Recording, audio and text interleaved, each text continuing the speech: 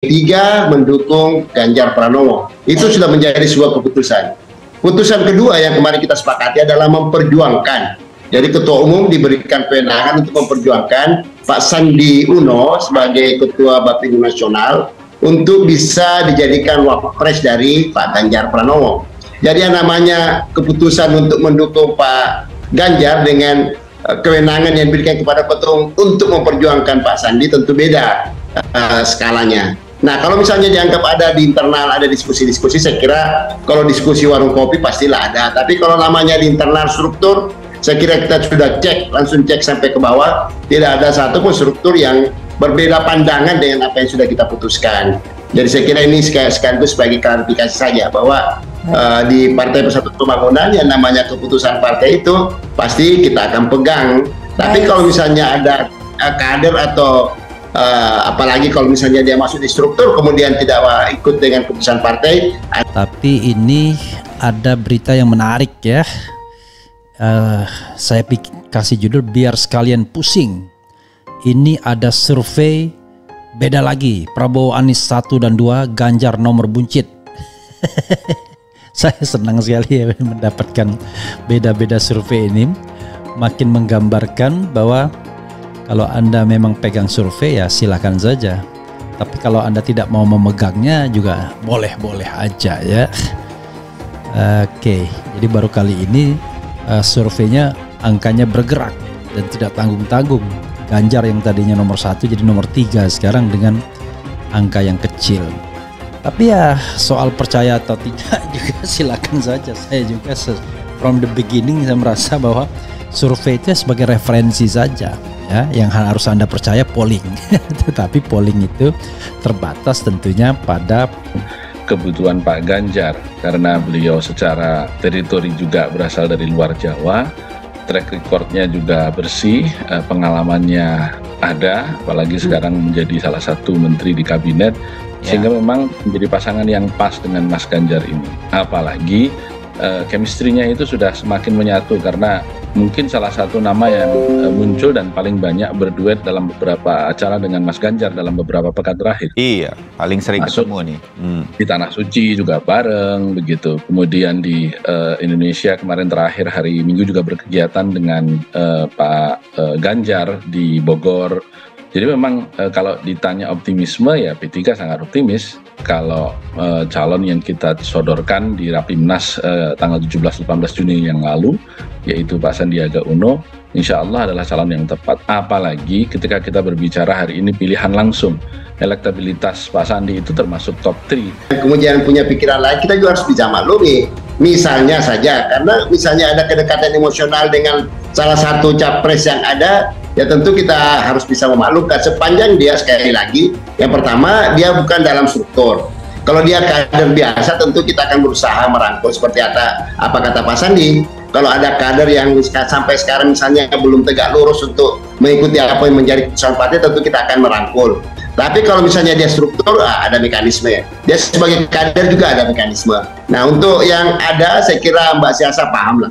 Misalnya kemarin ada yang membentuk KIB, kuning, biru, hijau misalnya. Ya di situ juga ada kader P3, tapi kan kita harus melihat bahwa biasanya kader-kader yang melakukan kegiatan-kegiatan di luar struktur partai itu mereka yang memang misalnya tidak terpakai lagi di partai atau mungkin sebenarnya dia hanya merasa kader tapi sebenarnya bukan kader partai lagi.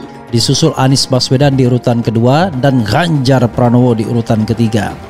Direktur Eksekutif IPO Deddy Kurnia Syah di Jakarta Jumat mengatakan dalam simulasi pertanyaan semi terbuka dengan 40 pilihan nama yang diajukan kepada responden, hanya ada 16 nama mendapatkan respons.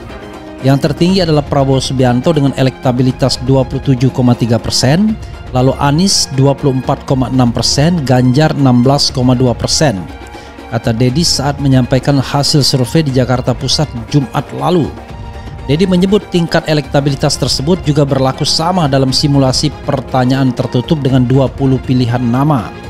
Maka hasilnya tetap Prabowo Subianto dengan elektabilitas 28,5%, Anies 24,9%, Ganjar meningkat jadi 18,6% tambahnya. Begitu pula urutan tingkat elektabilitas, 3 nama itu tidak mengalami perubahan dalam simulasi pertanyaan tertutup dengan 10 dan 5 pilihan nama.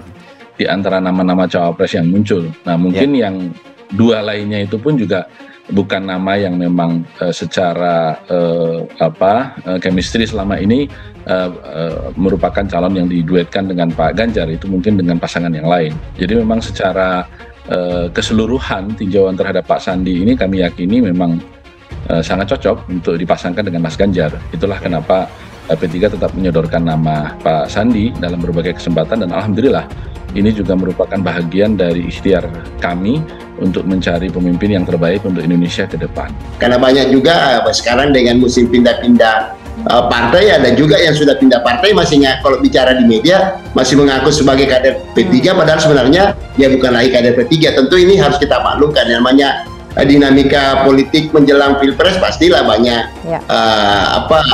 akrobat yang dilakukan untuk masing-masing mendukung calon. Tapi sekali lagi saya pertegas bahwa jujur aja nih, elit P3 belak-belakan kelakuan kadernya banyak yang dukung Prabowo dan Anies.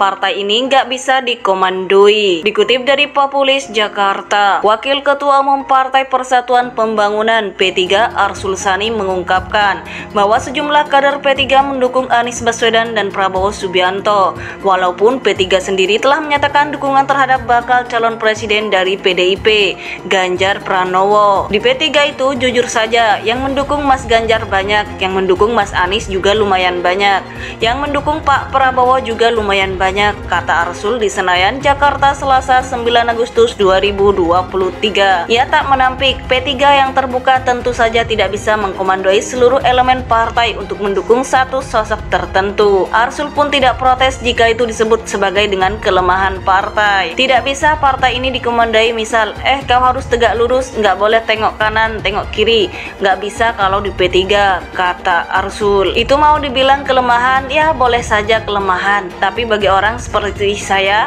ya itulah kenapa saya masuk politik, masuk partai. Kenapa kok milihnya P3?